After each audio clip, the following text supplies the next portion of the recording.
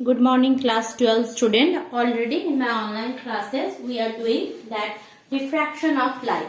So, what I want to share with you that in through that video mode, I will complete the chapter which is called optical instrument. So, parallelly both diffraction and optical instrument, and after diffraction there is a polarization chapter.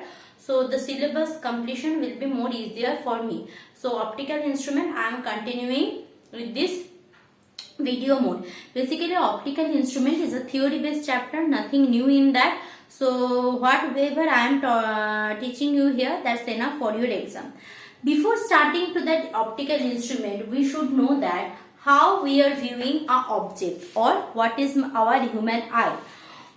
Detailed structure of human eye is not mandatory, that is not required. What is required, our requirement is here, that is how we can see an object. See, basically in human eye we are having this kind of ciliary muscles in both sides of the retina. This kind of muscle in both sides of the retina, we are having this kind of muscle. Clear? So these are the ciliary muscles, which is also called here that ciliary muscle. Now in between this ciliary muscle we are having the lens of our eyes, that is called the retina. The lens of our eyes, that is called retina. So within that ciliary muscle we are having that lens of our eyes, that is called retina. Now that retina, after retina we are having yellow spot. Okay, so basically this is not, I can't say this one is retina. Basically this one is your eye lens. Clear? So this one your eye lens, or which is also common, and this is actually the lens of the eye. Now after lens we are having the back side of the eyeball. If this is the complete structure of the eyeball, somewhere here we are having the sensory nerve or called the spot where the image used to form. Okay, so that is called that retina. So from when light ray falls here, after refraction, it falls on the retina and we can see the image. These are the things where basically detailed structures are not necessary. That's why I am not discussing. Now see, whenever we see something, we see an object, there always we are adapting with the image. What is the adaptation of the image? Adaptation of the eye. So when there is a there is a huge light, huge illumination, high intensity light glowing in a room, and suddenly we are entering in the room. What we are doing? We are squeezing our eyes like that. So basically I am adjusting my eyes. Similarly, when there is the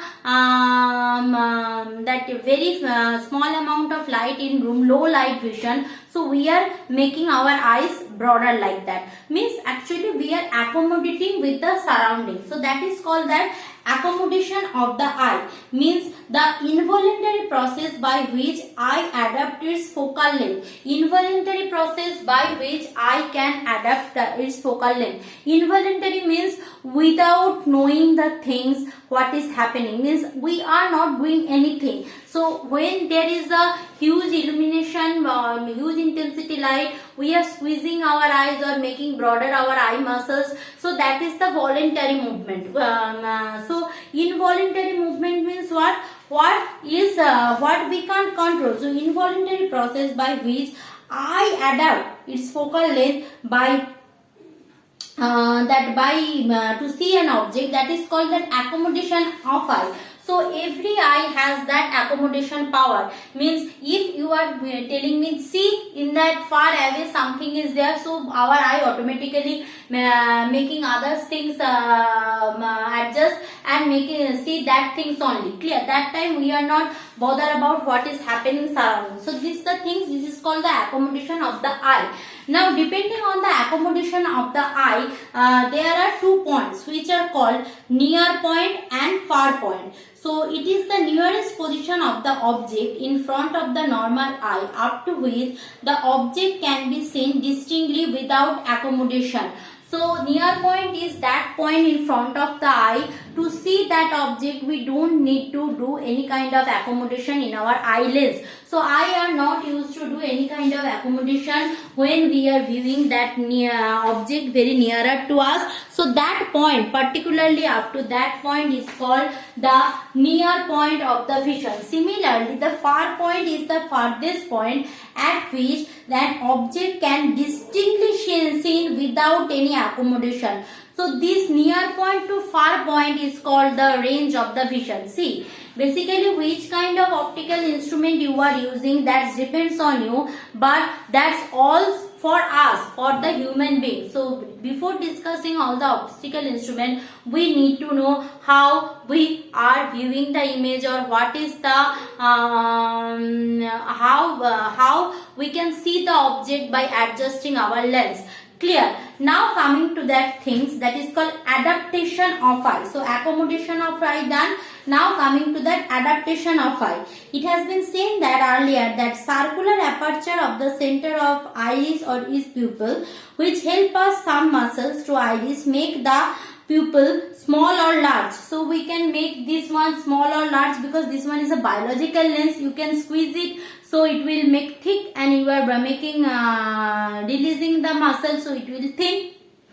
So the increase and decrease of the size of the pupil, increase or decrease of the size of the pupil is called adaptation. If the light suddenly extinguishes at night in the room, we do not see anything in the room. Suddenly we are getting very astonished of what is happening. So it is very sudden phenomena.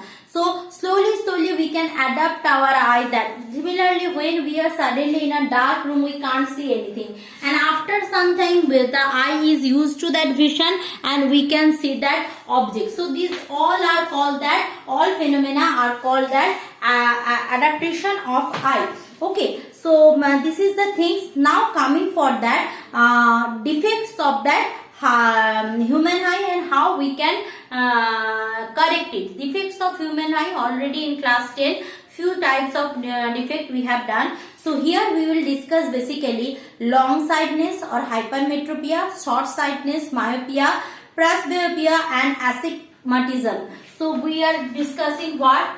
Hypermetropia,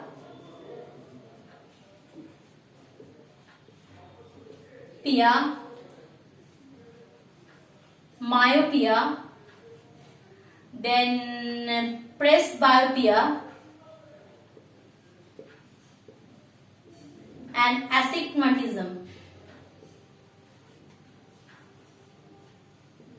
These four eye defects we will discuss. First one is called that long sightedness or hypermetropia. So long sightedness is what? It is the defect of the eye due to which a person cannot see near object, which is basically called the plus power. If you are having a defect in your eyes which can be corrected by giving plus power, means you are having hypermetropia, long sightedness. Long sightedness means longer distance, farther object you can see you can see properly, but the object very near to you can't see. Next coming for myopia. Myopia is called short sightedness. Short sightedness means anything nearer to your eye you can see very well, but anything which is far away from you, just like bus number or anything written in signboard, that you can't see in case of myopia. Now coming for the presbyopia. What is presbyopia?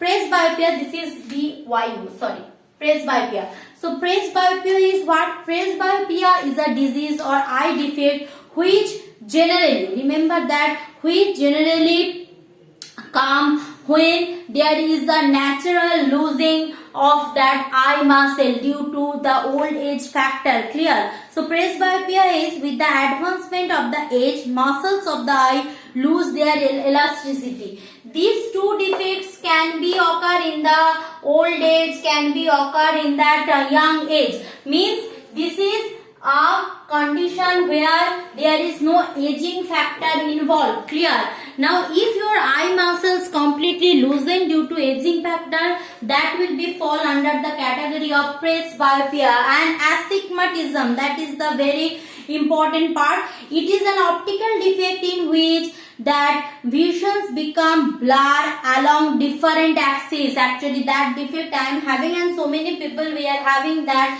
astigmatism. What is astigmatism? Astigmatism means we are having, suppose actually the spherical vision means so this kind of vision. Too many axes are involved there. So suppose this is 30 degree, 60, 90 degree, then 90 plus 30, 120 degree, like that. So for different degree of vision, certain degree of visions we are having blur vision. So that fall under the category of astigmatism. In my next video we are continuing this part.